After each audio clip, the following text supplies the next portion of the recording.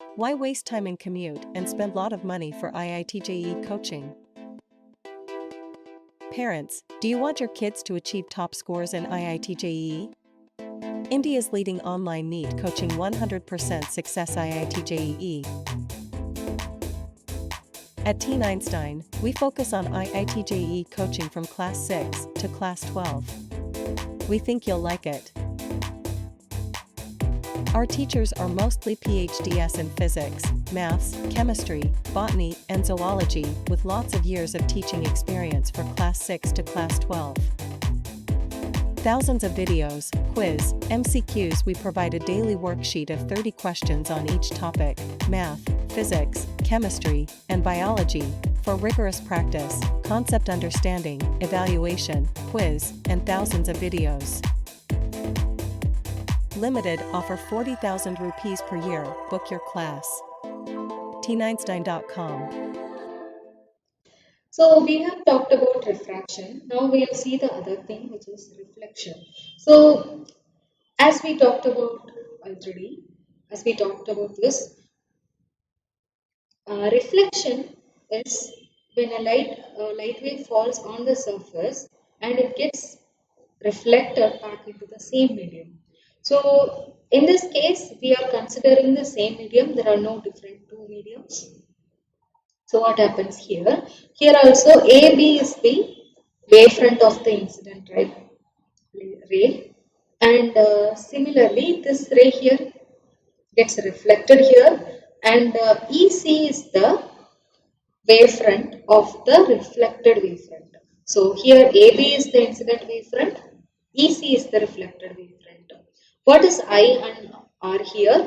I is the angle of incidence, which is the angle the ray makes with the normal, surface normal, and similarly R is the reflected angle, which is the angle the ray makes with the normal again. Now, from this diagram we can see what is BC. BC is nothing but V into tau. In tau amount of time, how much distance the wave travels, that distance is given by this BC equal to V into tau. Similarly, AE is the distance travelled by the reflected wave, and BC is also the distance travelled by the incident wave. Now, both these things are equal because the light is getting reflected and travels on the same medium. So, there is no difference in the speed of light. The light speed is assumed as V in this case. So, BC is equal to AC.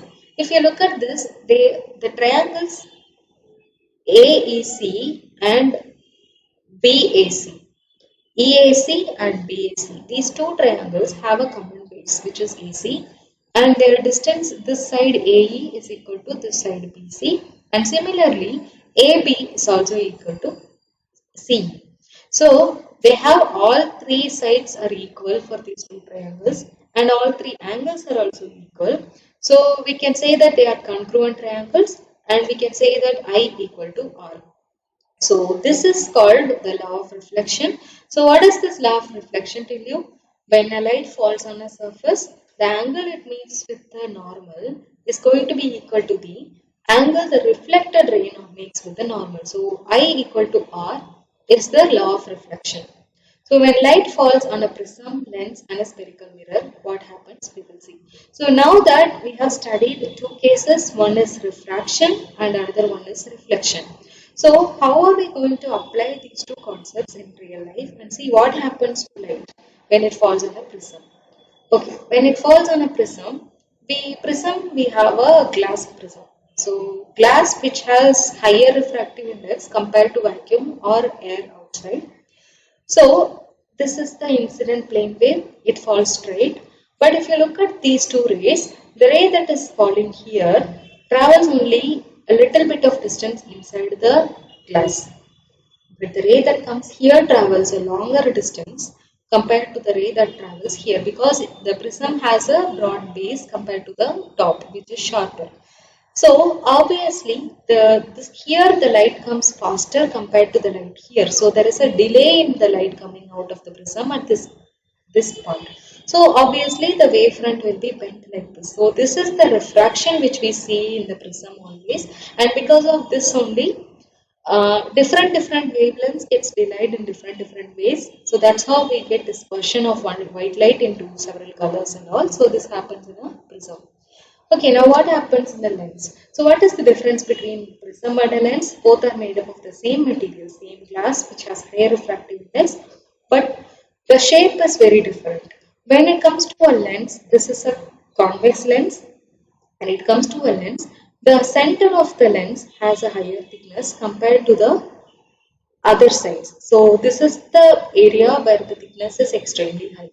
So the plane waves fall on the convex lens, and when they come out, all the waves that are coming from the edge to this middle region, they come faster compared to the wave that is coming in the middle region. So they kind of form a curved surface here, and they get focused on a point. That is how uh, we get focused images by using lenses. This is where we apply the angle of refraction given by Snell's law. Now, what happens? Okay, we talked about refraction in both of these cases. So, what about reflection? So, we will get a concave mirror of radius r. So, mirror means it is just going to reflect the light. So, the incident plane wave is coming here, and at each point of the mirror, the plane wave is going to fall, and at each point, the plane wave is going to get reflected back with the same angle or as the incident angle. So uh, whatever angle it falls down, it's going to make the same angle. So if you trace all the waves that are getting reflected, they will all focus here, and that's how we get the image in a case of concave mirror. Now that we talked about refraction and reflection, we are going to talk about the Doppler effect. In both of these cases, the previous cases, we considered that the source or the observer are at rest. The source is not moving, observer is not moving, so we are not going to worry about frequency changes or wavelength changes. But what if the source is moving or the observer is moving? What is going to happen? That is given by Doppler effect. If the source moves away from the observer, the later wavefronts take a longer time to arrive at the observer. Hence, the frequency decreases. So, when source is moving away from the observer, first it keeps emitting the light. But the light that is getting emitted in the beginning comes to an observer faster, and as the source keeps moving away from the observer, the wavelength the wavefronts are going to take longer time to reach the observer. So for an observer who is sitting at rest and then looking at the source, the waves will appear like stretched. So the frequency decreases, but the wavelength increases. So when the source moves away from the observer, the frequency as measured by the source will be smaller. So this is called redshift, because when the frequency gets smaller, the wavelength increases. So this is what we call as redshift. So what will happen if the source is not moving away from the observer, but it is moving towards the observer? When the source is moving towards the observer, then definitely the wavelength decreases because the frequency will increase. So when the frequency increases, the wavelength decreases. In this case, the speed remains constant throughout the process. So this is called the Doppler effect. So how do we find out how much is the wave getting shifted? So delta nu by nu is nothing but the difference in frequency divided by the original frequency, which is given by negative of v radial by c. So this is nothing but the velocity of speed which is along the direction that connects the observer and the source. So from this we can understand, based on the shift itself, we can understand what is the rate, what is the velocity. What is the velocity of the source, or what is the velocity of the observer? Why waste time in commute and spend a lot of money for NEET UG coaching? Parents, do you want your kids to achieve top scores in NEET? India's leading online NEET coaching, 100% success. NEET UG. TeenEinstein.com. At TeenEinstein, we focus on NEET coaching from Class 6 to Class 12. We think you'll like it. Our teachers are mostly PhDs in physics, maths, chemistry, botany and zoology, with lots of years of teaching experience for Class 6 to Class 12. thousands of videos, quiz, MCQs. We provide a daily worksheet of 30 questions on each topic: math, physics, chemistry, and biology, for rigorous practice, concept understanding, evaluation, quizzes, and thousands of videos. Limited offer, 40,000 per year. Book your class. TeenEinstein.com, contact 99402 49720.